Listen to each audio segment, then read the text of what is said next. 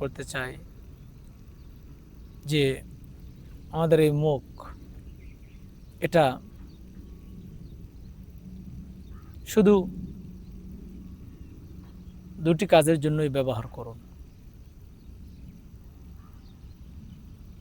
এক নম্বর, চুপ থাকার জন্য, আর দ্বিতীয়ত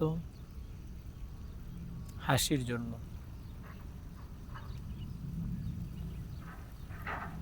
যে হাসি দ্বারা লেহাল্লিল মুশকিলাত, আপনি যদি হাসি দিয়ে মানুষের সাথে কথা বলুন বা আপনি আপনার ক্রোধকে, আপনার রাগকে হাসি দিয়ে আপনি মেনে নিতে পারেন, তাহলে অনেক সমস্যার সমাধান এখানেই হয়ে যাবে।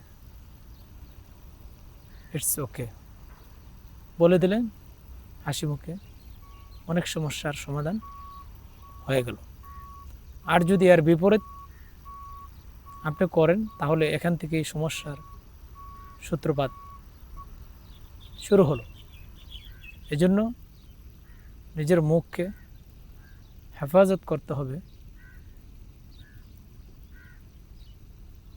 আর এটা হাসির মাধ্যমে আপনি,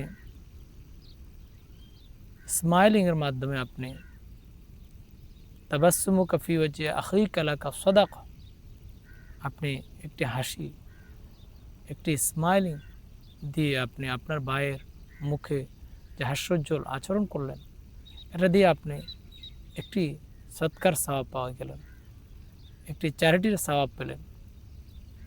শুধু তাই নয়, smiling it is a symbol of love from you to him, এটা কারো প্রতি আপনার ভালোবাসার প্রতীক।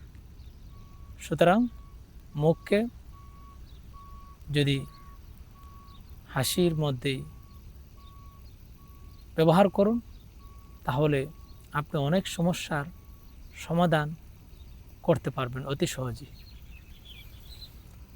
আর 2 নম্বর, মুখকে ব্যবহার করুন, জবানকে ব্যবহার করুন চুপ থাকার মধ্যে, আসসামত। হাদিসে এটাও বলা হয়েছে, মান সাকাতা সালিমা ও মান সালিমা নাজা। যে ব্যক্তি চুপ রইল, নীরব রইল, সে নাজাত পাইল, সে নিরাপদে রইল। মূলত অনেক সমস্যার সমাধান যেমন হাসি দিয়ে করা যায়, হাসি মুখে করা যায়, আবার অনেক সমস্যা